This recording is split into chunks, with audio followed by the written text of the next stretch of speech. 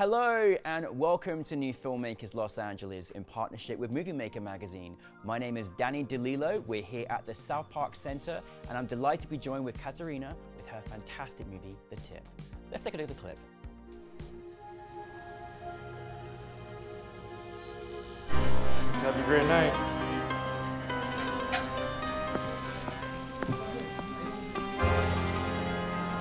You look lovely. Thank you. Bogey? I got it, boss. Come on, Bogey. That's Jockey Carlos on table one. Send him a drink, maybe he gives me a big tip. Is that all you think about? I'm trying to run a business here. I can't read this. Can you? He's at the track. Hollywood Park. The horses are in the paddock for the first race. When?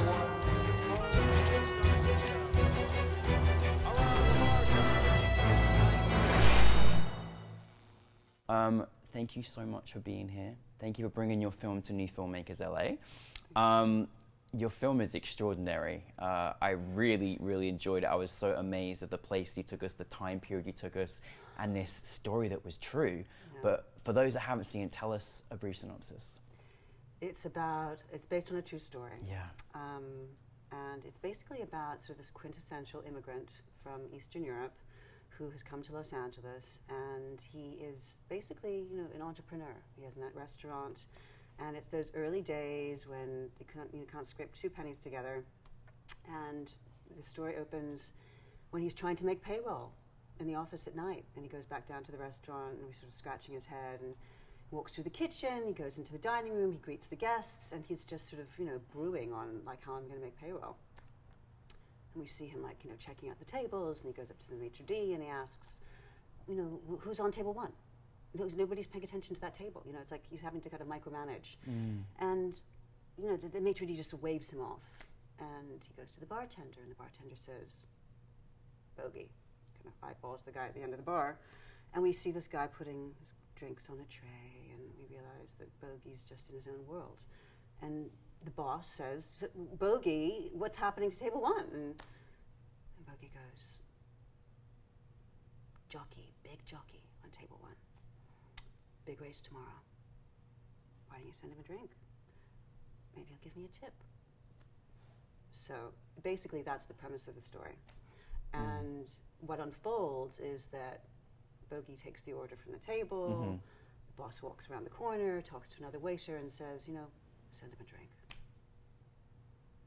Next day, in the office, the boss is going through the slips from the dinners the night before, and he is handed one by the secretary in the office, who I play.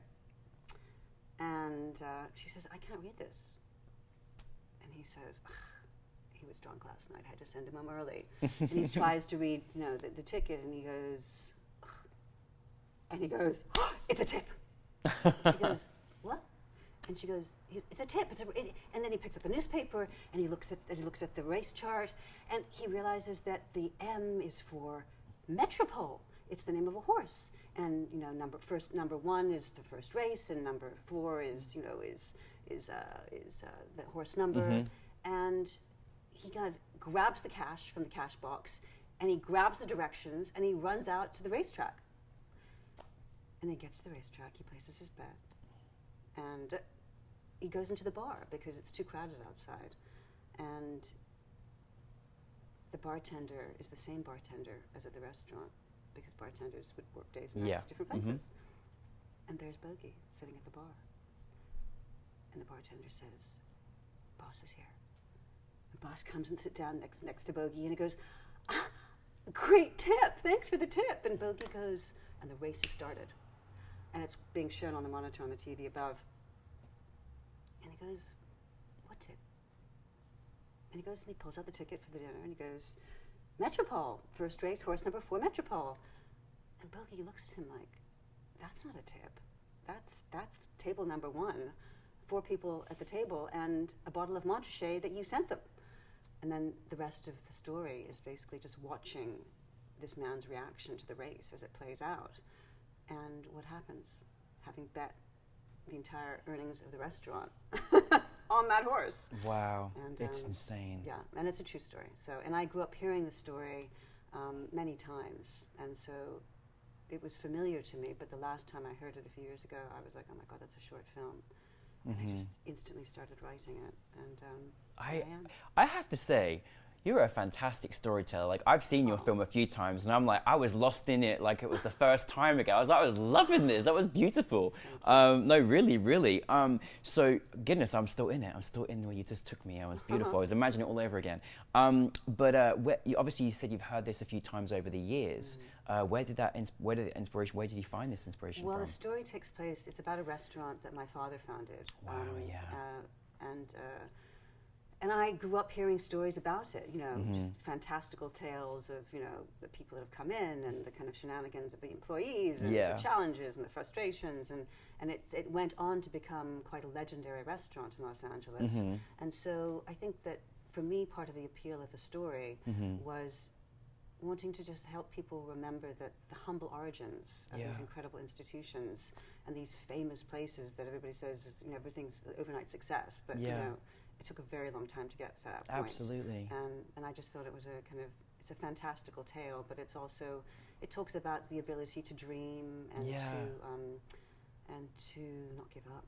Yeah, absolutely. No, well, thank you for sharing something so personal to your family as well with us. But I love the world that you took us in. Like, it was so nostalgic even watching it, and the way it was shot, and the feel of it felt such, you know, such in the time period that it was. It was really, really clever. So how do you go about doing that? Because when you're making something, it's not obviously in present day, but even the restaurant just felt like a different era. You could feel it in the energy. Yeah. How was that process for you in you know, in kind of the writing, the research? How was that experience? And also the filming too. Yeah, I mean, one of the things I knew, I mean, I've always known that, you know, period pieces are expensive and impossible to make, so don't even go there.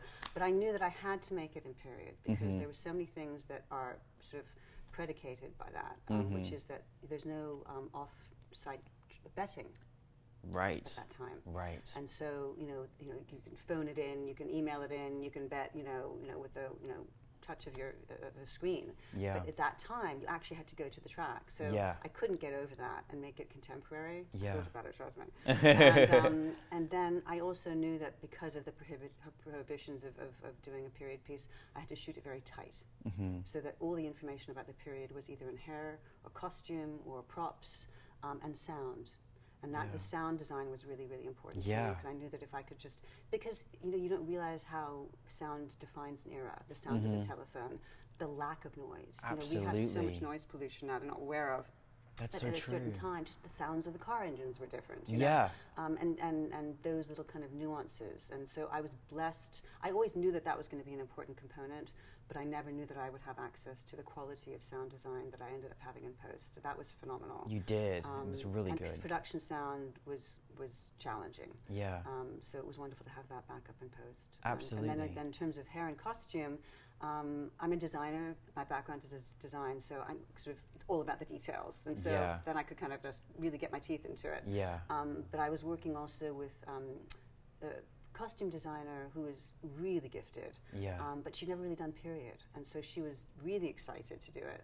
And she just, but I also know that with the hair and makeup, you know, again, hadn't done period before, and they were like salivating. And so I got all these sort of really kind of over-the-top wig pictures, and you know, some kind of quite pastiche suggestions, and I had to kind of rein them in, because I thought that one of the other things about period is that a lot of it's about restraint. Yes. And I think that, you know, sometimes that's just overplayed, and I really didn't want it to feel like that. Absolutely. Because Absolutely. the story is kind of fantastical, so to push everything else into that kind of direction would almost make it less sort of credible, really. Absolutely. Well, you had also fantastical actors, including yourself. So well done for starring in your own film as well. Did you always know it from the beginning you were going to be in it? Oh, you didn't? No, it was just a COVID consideration. Well, you did a good job, so well done. But I did love, you know, you and the rest of your cast. They had such a almost just a beautiful energy, but uniqueness to them all as well. How did you assemble your cast together? Well, the cast, it's interesting. When I started writing the script, I thought, my God, who's going to play boss? Yeah. Because that was like, that's a really tough role. There's something charming, but there's also something a little intimidating. And I wanted to find somebody that had that kind of combination of qualities. And I happen to be, I'm an actor, by training, and I was in class at Pacific Residence Theatre, which is the theatre company I'm involved with as a member. And Robert Jacobson, who I did cast, and I were working on some scenes together. And he actually hails from Eastern Europe. And so that kind of, that similar origin kind of lent itself towards kind of being appropriate for the casting, because the boss character is actually from Eastern Europe as well. Yeah. And also the other thing that I really loved about Roberts was that he's an athlete, he's a boxer. And the character of boss is a soccer player, football player.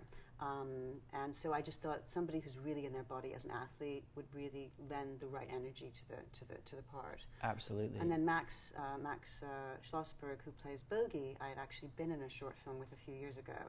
And I'd originally, I considered him, in fact, I think he was one of the first people that I ever told the story to before I wrote it.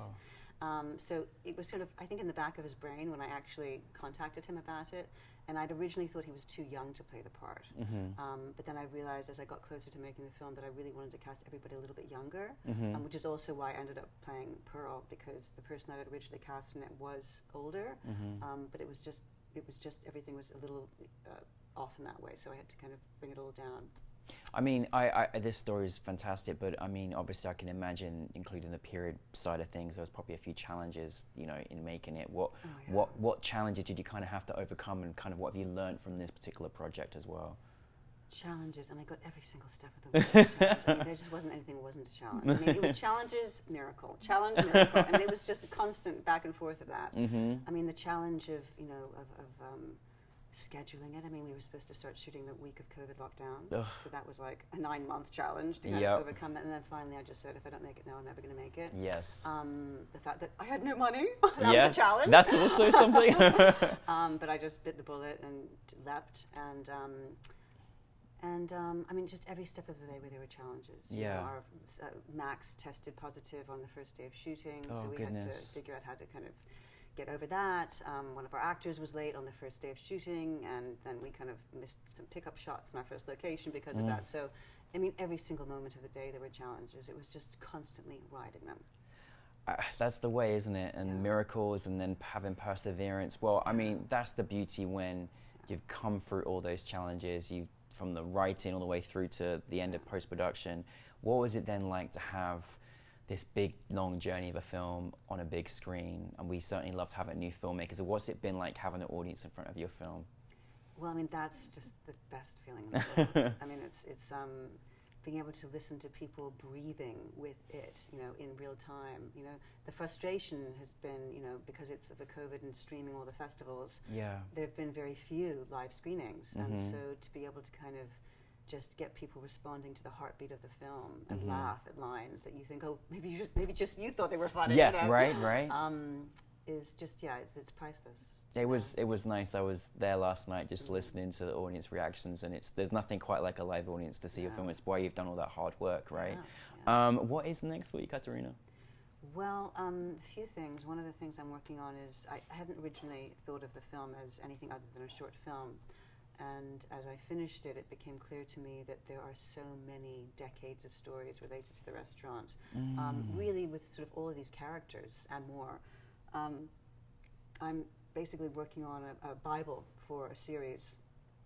That's amazing. Predicated on these characters and this era and this concept of, Los Angeles over 40, 50 years, with this sort of, motley crew of immigrants running it, and this sort of extraordinary, stellar kind of celebrity clientele that come in and weave their lives through it. And it's sort of like Casablanca meets Marvelous Miss Maisel. Oh, wow. Set in Los Angeles. Yeah. Which hasn't really been given its due, I don't think. No, it hasn't. Over that era. No, absolutely. So that's one project I'm sort of oh, that's exciting. doggedly working on. And the other one is a feature script, also set in 1972, actually. Oh, wow. Based on a true story as well, set in what was then Yugoslavia, on an island. And it's really about a family going through a transition, a move, and at the same time, the arrival of a friend who happens to be this legendary basketball player, Wilt Chamberlain. Oh. And it just so happens to be the season that he just won the Lakers, and it's also where he decides he's going to retire from the game. So it's sort of a pivotal, amazing. Yeah, it's a pivotal Yeah. time for everybody. Yeah. Set in this sort of otherworldly moment in time and place. Yeah. That is kind of a step back in time. Wow. And then also at the same time, that same year, it's sort of Spassky's playing Fisher, so that's all going on in the background. Mm-hmm. So there's lots going on there. I'm ready for all of that. I can't wait. That is so exciting and really fantastic stories. And I think the restaurant, I think that era of, you know, of Los Angeles is wonderful and so great to do something, you know, Yugoslavia mixed basketball is a really, really great thing as well. I love it. Well, we're so grateful that you brought the tip to us. Thank you so very much for bringing it and welcome to the filmmaking family. Thank you very much. Katerina, everybody.